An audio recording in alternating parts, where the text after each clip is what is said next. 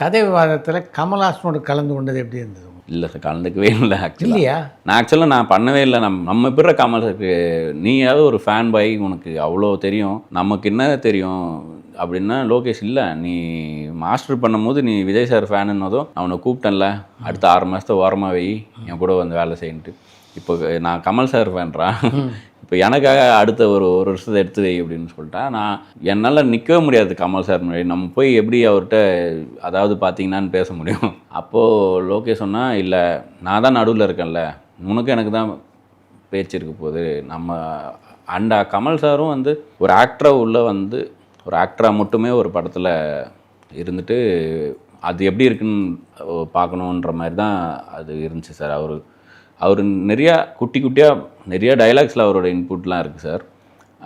அப்புறம் அந்த கை குழந்தையாக இருக்கிறதா ஒரு கொஞ்சம் நடக்கிற அளவுக்கு ஒரு பெரிய குழந்தையாக தான் இருந்துச்சு. அந்த குழந்தை கை குழந்தையாக இருக்கலான்னு சொன்னது பத்தல சாங் வந்து கமல் சாரோட ஐடியா தான்.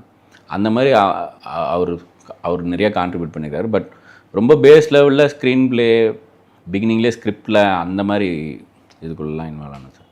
ஒரே ஒரு இதுதான் சார் இருந்துச்சு. கமல் சார் ஃபஸ்ட் ஆஃப் ஃபுல்லாக டைலாக்கே பேசாமல் இருப்பார்.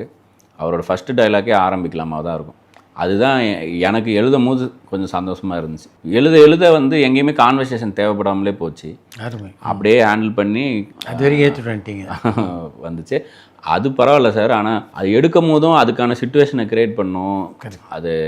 அதுக்காக குழந்தை வந்து சத்தம்னாவே கொஞ்சம் பிரச்சனை இருக்க குழந்தையா இருக்குன்னும் போது நேச்சுரலாக முடிஞ்ச அளவுக்கு பேசுறதை கம்மியாகவே வச்சுருக்கிற ஆளாக டிசைன் ஆச்சு. ஸோ இன்டர்வல் ஆரம்பிக்கலாமா தான் ஃபஸ்ட்டு டைலாக்காக இருக்குன்றது தான் வந்து ஃபஸ்ட்டு கிக்கே வந்துச்சு எழுதும்போது. அதுக்கப்புறம் போக மற்றதெல்லாம் விஷுவலாக பெரிய விஷயமாக தான் சார் இருக்கும். ரைட்டிங்காக வந்து இந்த ஐடியா தான் கமல் சார் படம் பண்ணும். ஏன்னா கமல் சார்னால் நம்பிடுவாங்க சார். இப்போது ஓப்பனிங் சீனில் ஒரு செத்து போன மாதிரி காமிப்போம், இவர் பண்ணக்கூடிய ஆள் தான் அப்படின்னு நமக்கு தெரியும். இப்போ ரஜினி சார் படம்னா அது எப்படி அது இருக்காது அப்படின்னு இருக்கும். ஸோ அது பெரிய ப்ளஸ்